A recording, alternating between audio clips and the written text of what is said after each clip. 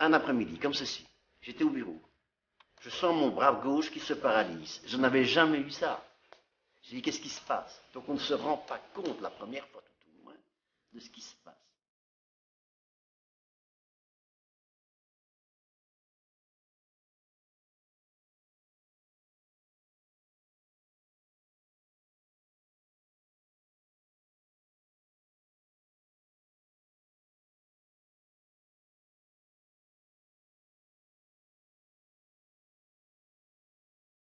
L'accident vasculaire cérébral comprend en réalité deux entités. La première, c'est l'infarctus cérébral, l'équivalent à l'infarctus myocardique.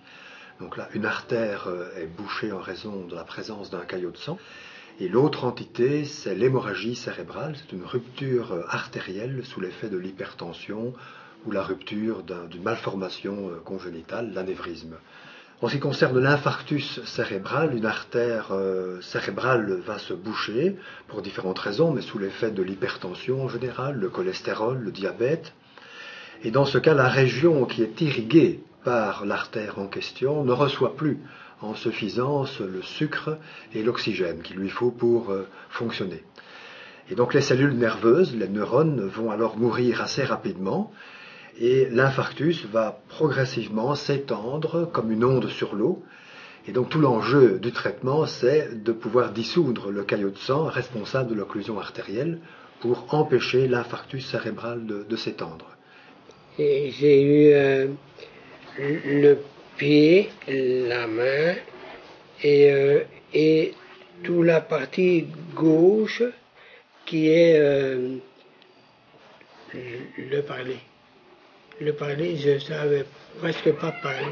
La plupart des patients récupèrent, que ce soit partiellement ou de façon très importante, spontanément, mais la récupération spontanée n'est jamais suffisante. Donc, il faut faire avec ces patients, il faut les mettre dans un service de revalidation et il faut les réentraîner à utiliser leurs bras, leurs mains, leurs jambes, à se tenir droit, à marcher, à coordonner les mouvements entre le bras, entre les deux bras, entre les deux mains.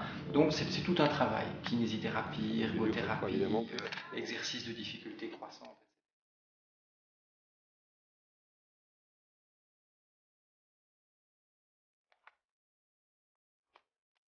Ok, très bien. Il y a eu quelques études qui ont démontré en effet qu'on arrivait à amplifier la fonction motrice après AVC. Vous injectez du courant dans le cerveau avec cette petite DCS, stimulation transcrânienne par courant direct de façon non invasive. L'excitabilité corticale monte, est maintenue un certain temps, 20 minutes, 30 minutes, 1 heure, en fonction de l'intensité, et puis redescend progressivement. Si on arrive à amplifier non pas la performance motrice, mais cette fois-ci l'apprentissage moteur, on peut espérer amplifier les gains pour les patients.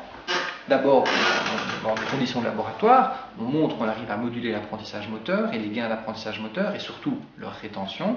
Et dans un deuxième temps, éventuellement, amplifier les effets des séances de kinésithérapie, d'ergothérapie, etc., etc.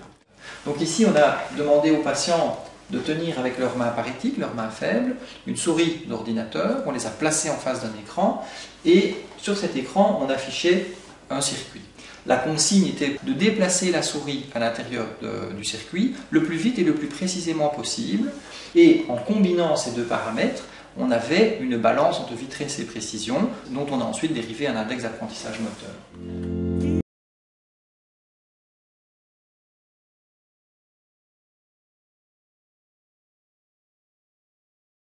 Stimulation placebo, les patients augmentent un petit peu leur performance, mais pas beaucoup.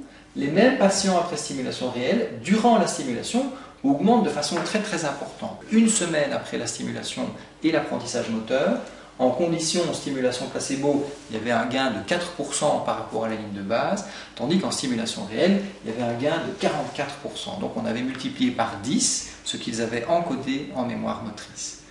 Je parlais mieux, je savais dire avec mes enfants, ma femme, et